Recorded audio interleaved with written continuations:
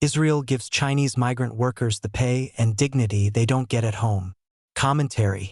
As Israeli missiles streak overhead and sirens wail across construction sites in Tel Aviv and Jerusalem, thousands of Chinese migrant workers are making a remarkable choice. They are staying put.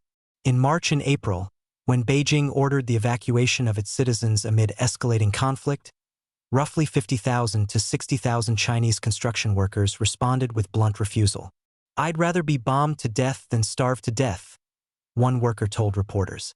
Another added, "We want freedom. We want to live with dignity."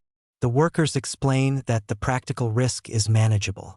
A missile alert simply means stepping into one of Israel's ubiquitous safe rooms, mandatory in virtually every building, for about 10 minutes until the all-clear sounds. "I'm working here. Everything is normal," one said in a widely circulated video. "If there's an air raid siren, you take cover." Another said, "The chance of being killed by a bombing is lower than being hit by a car back home." And another said, "The reality is that Israel is hundreds of times safer than China under the CCP." These workers represent roughly 10% of China's entire global stock of officially dispatched contract laborers, 50,000 to 60,000 out of 582,000 at the end of 2024, according to China's Ministry of Commerce.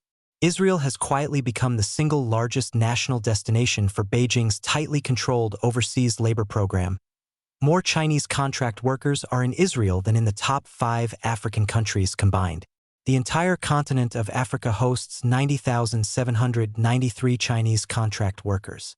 For the Chinese laborers themselves, Israel has been a godsend.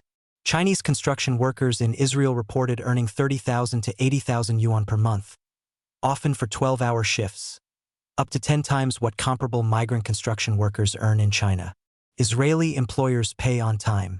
Housing and meals are frequently provided. Conditions, while demanding, are widely described by the workers themselves as superior to anything available at home. The contrast with life in China is stark. Wage arrears are common, unemployment is rife, and workplace safety is often treated as secondary. In China, where 18,000 to 20,000 workers die annually in industrial accidents, life can feel dispensable.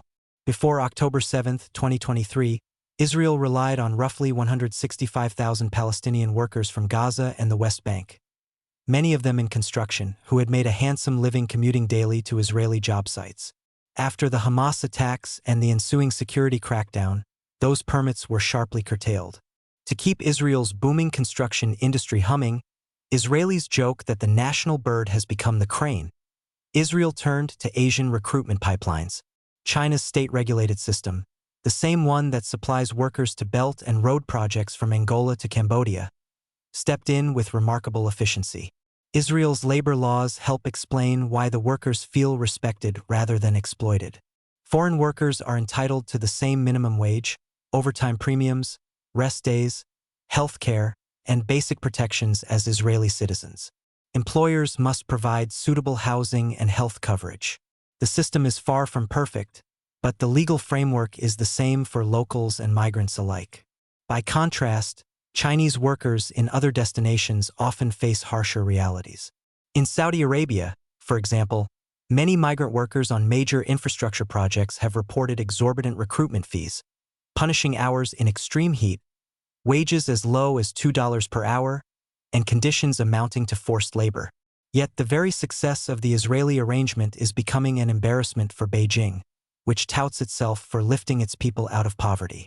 In social media clips that have circulated inside China, ordinary laborers are praising Israeli pay, conditions, and dignity while openly disparaging life back home. Their refusal to evacuate is a rare, visible act of defiance against the economic reality the Chinese Communist Party claims to have mastered. The optics are worse still on the world stage. China routinely condemns Israel at the United Nations and positions itself as a champion of Palestinian rights. Yet its labor export machinery has quietly become an essential replacement workforce for the very Palestinian day laborers Israel has sidelined. The combination of Beijing's anti-Israel stance and the growing embarrassment over the glaring contrast between work conditions in the two countries could soon lead to a deliberate phase-out of Chinese workers. For the CCP, the spectacle of its citizens choosing Israel over home may be the most inconvenient truth of all.